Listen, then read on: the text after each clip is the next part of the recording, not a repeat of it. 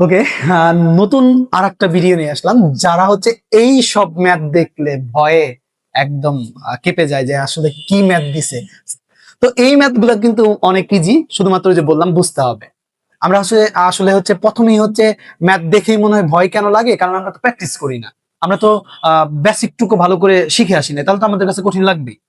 তো এই জন্য হচ্ছে আগে মূল কথাটা জানতে হবে, যেহেতু এখানে বলছে ফ্যাক্টরিয়াল, মানে ফ্যাক্টরিয়াল জিনিসটা আবার জানতে হবে। ফ্যাক্টরিয়াল মানে তোমাকে মনে রাখতে হবে এন নট ইকুয়াল 0 সমান N, than n into N minus হচ্ছে 1, দেন ইন্টু এন মাইনাস হচ্ছে 2। এখানে যদি আমরা dot dot dot dot into কি দেই, এখানে 1 দেই। তার মানে স্টার্ট পয়েন্ট আমি যাই ধরি, এন এর মান আমি যাই ধরি, চলবে কোন পর্যন্ত? 1 পর্যন্ত। আর এইটা যদি আমরা মানটা বের করতে যাই ফর আমার 120 কেন, মানে কিভাবে আসলে আমরা একটু দেখি। যেমন এইটাকে যদি আমি কি করি, ভাঙি, জাস্ট নট ইকুয়াল, আমি যদি এন এর মান 5 ধরতাম, মানে এই যে বলছি তো এন এর মান 5 ধরো, তাহলে আমাদের এখানে কি আসতো? 5 ইন্টু দেন 5 মাইনাস কি আসছে? 1। 5 মাইনাস কি আসছে?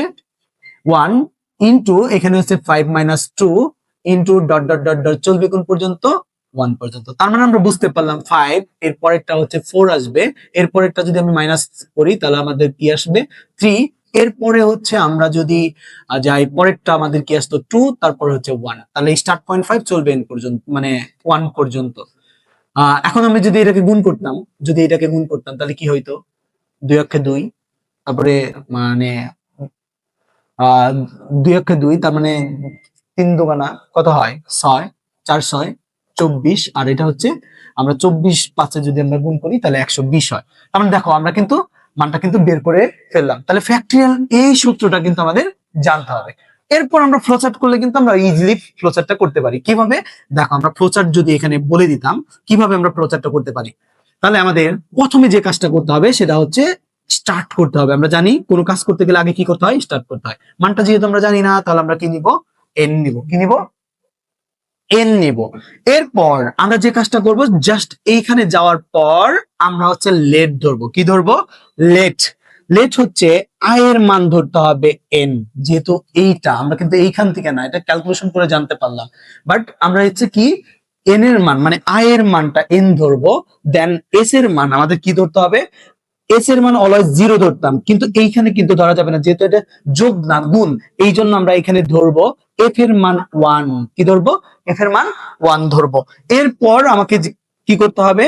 জাস্ট এখানে যাওয়ার পর আমাদের হচ্ছে একটু বাড়াই নেই, জাস্ট এখানে হচ্ছে এফ সমান সমান এফ ইন্টু, আগে যোগ দিতাম, এখন কি দিলাম? গুণ, তার মানে আই। এরপর হচ্ছে আমাদের এইখানে কত করে কমতেছে, দেখো এই দিক থেকে যদি কাউন্ট করতাম তাহলে কি কমতেছে না? জাস্ট কত করে? 1 করে কমতেছে। তার মানে আমরা এখানে বলতাম আই সমান সমান আই মাইনাস হচ্ছে 1। এরপর হচ্ছে কোন পর্যন্ত চলবে? কোন পর্যন্ত চলবে? 1 পর্যন্ত চলবে। তার মানে যদি স্টার্ট পয়েন্ট 5 হইতো, মানে আমরা তো এন ধরছি, তার মানে স্টার্ট পয়েন্ট কি 5 হইলে চলবে কোন পর্যন্ত? 1 পর্যন্ত। তার মানে এখানে আমরা সিদ্ধান্ত নিব। কি নিব? সিদ্ধান্ত। ইফ আই এর মান, চিহ্নটা কিন্তু পরিবর্তন হবে যেহেতু এখানে মাইনাস হয়েছে, তার মানে কি সমান সমান 1 পর্যন্ত চলবে। কোশ্চেন মার্ক ইয়েস, যতক্ষণ পর্যন্ত সত্য হবে ততক্ষণ পর্যন্ত গো টু স্টেপ কোথায় যাবে? 4 যাবে। দেখো আগেরটার মতো কিন্তু। তার মানে এইখানে যাওয়ার পর আমরা কি করব? এখন কিন্তু আমরা এটাকে নো করতে পারি। কি করব? নো। নো করলে কাকে প্রিন্ট করবে? আমরা জানি যোগ থাকলে আমাদের কি এস এর মান করতো, এখন যেহেতু গুণ করতেছি সবসময় গো টু স্টেপ 4 যাচ্ছে, তাহলে এফ এর মানটাকে প্রিন্ট করবে। এরপর হচ্ছে আমরা কি করব? জাস্ট ইন্ডিং করব। কি করব? ইন করব। দেখো খুব সহজেই কিন্তু আমরা ফ্লোচার্টটা করতে পারলাম। এখন আসো আমাদের সি প্রোগ্রামিং বলছে, তো সি প্রোগ্রামিংটা হচ্ছে ফর লুপের মাধ্যমে বলছে, অথবা সি প্রোগ্রামিং করতে বলছে। আমরা তো জানি সি প্রোগ্রামিং করতে বলে ফর লুপ করতে পারি, হোয়াইল লুপে করতে পারি, অথবা ডু হোয়াইলে করতে পারি। তো যেহেতু আমাদের এখানে সি প্রোগ্রামিং করতে বলছে, আমরা ফর লুপ দিয়ে করব। তো এখন এখানে হচ্ছে আমরা ঘ নাম্বারটা করতে পারি। প্রথমে আমরা জানি কি করতে হয়, ইনক্লুড দিতে হয় স্টেরিও ডট হচ্ছে এইস।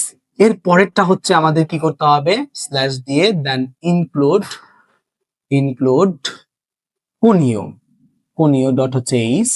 তারপর হচ্ছে void main first bracket first bracket second bracket second bracket দেওয়ার পর আমাদের যে কাজটা করতে হবে সেটা হচ্ছে ইন্টিজার। ইন্টিজার দেওয়ার পরে হচ্ছে আই আসবে, এস আসবে, এন আসবে, লাস্টে সেমিকোলন। তো এস না আসে এখানে এফ আসবে, যেহেতু আমরা এফ ধরছি। এরপর হচ্ছে এফ এর মান অলওয়েজ হচ্ছে আমরা 1 ধরবো, যেহেতু গুণের সূত্র। মানটা যেহেতু আমরা জানি না, তাহলে আমরা লিখতে পারি, জাস্ট এখানে লিখে দিব ইনসার্ট দা নাম্বার, আমি সংক্ষেপে লিখলাম অফ কার মান, এন এর মান, ক্লোন দিলাম, ডাবল কোটেশন, লাস্টে একটা সেমিকোলন দিলাম।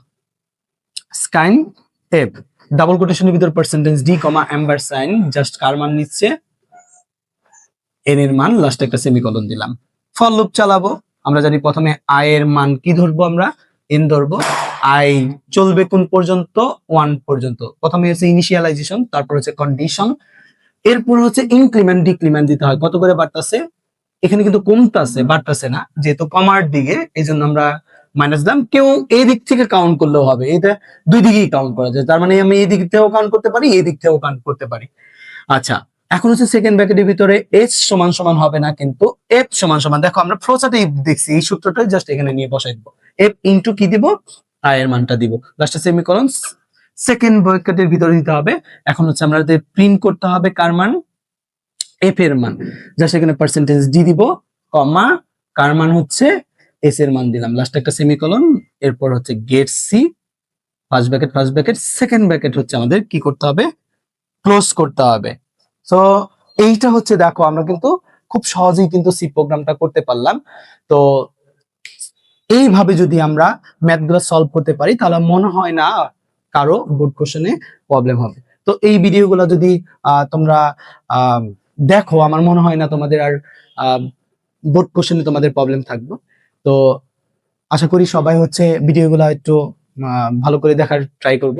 আর তোমরা যদি এইগুলা না বুঝে থাকো, তোমরা যদি সরাসরি ক্লাস করে দেখতে চাও যে আসলে আমি ক্লাস করছি কিন্তু আমি আসলে বোর্ড কোশ্চেন গুলা সলভ করতে পারি না, তাদেরকে আমি বলবো যে তোমরা আইসিটি পাঠশালায় এসে দেখতে পারো,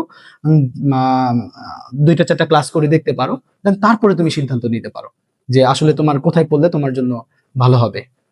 তো আশা করি সবাই ভালো থাকবা, সবার জন্য দোয়া এবং শুভকামনা রইল।